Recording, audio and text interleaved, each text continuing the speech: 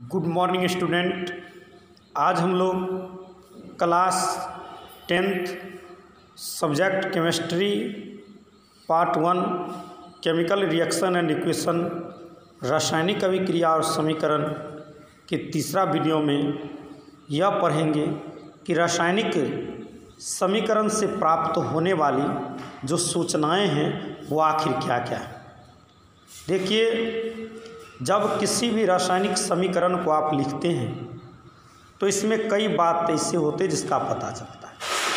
सबसे पहली पॉइंट, यह अभिकारकों और प्रतिफल के संकेत और सूत्रों की जानकारी देता है। रासायनिक समीकरण में जो अभिक्रिया में भाग ले रहा अभिकारक, उसके प्रतिफल और जो अभिकर्मक होंगे उसके संकेत और सूत्र का जो होंगे वह पता लगेगा। यह भी बताता है कि अभिक्रिया में कौन कौन से पदार्थ जो हैं वह भाग ले रहे हैं और कौन कौन से पदार्थ का निर्माण हो रहा है या बन रहा है, यह भी पता चलेगा। यह अभिक्रिया में भाग लेने वाले अभिकारकों के परमाणुओं और अणुओं के आपेक्षिक संख्याओं का जानकारी जो है वह भी देने का कार्य करता है।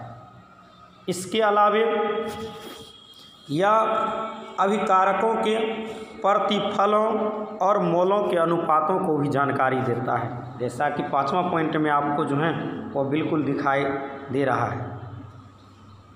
यह अभिकारकों और प्रतिफलों के दरमानों के अनुपातों को भी बताने का कार्य करता है। इसके अतिरिक्त यह भी बताता है कि अभिकारक और प्रतिफल जो फल हैं उसके कितने मोल, कितने अनुपात में संयोग करके कितने प्रतिफल जो हैं उसका निर्माण करने का कार्य जो हैं वह कर रहा है। इसके अलावे यह गैसीय अभिकारकों और प्रतिफलों के आपेक्षिक आयतनों की जानकारी देते हैं। तो 7 ऐसे महत्वपूर्ण पॉइंट होते हैं जो हमें प्राप्त होते हैं रासायनिक समीकरण को लिखने से। अब ये 7 महत्वपूर्ण पॉइंट जान गए। अब हम लोग जो नेक्स्ट बिंदु जानेंगे वह है रासायनिक समीकरण के उपयोग से लाभ। अब देखिए, रासायनिक समीकरण के उपयोग के 3 लाभ हैं।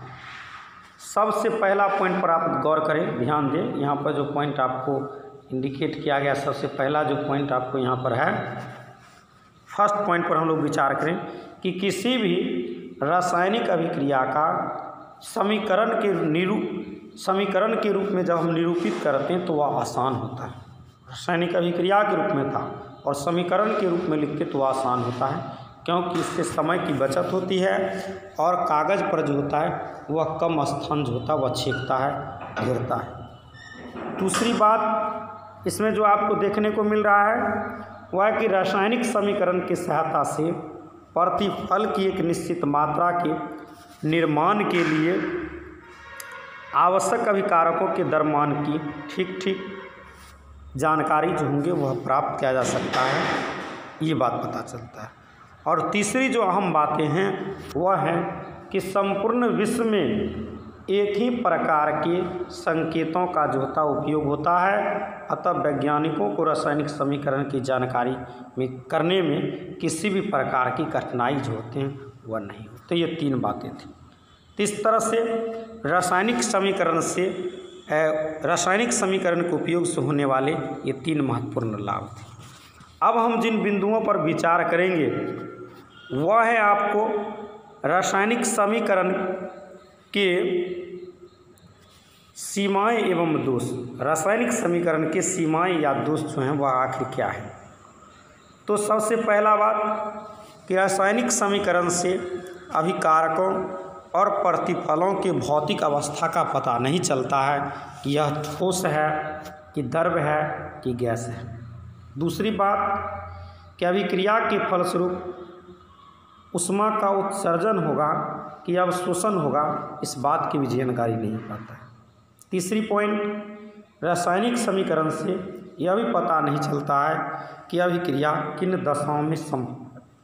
चौथी बात, रासायनिक समीकरण से अभिक्रिया के वेग के संदर्भ में कोई जानकारी जो होता वह नहीं हो पाता है।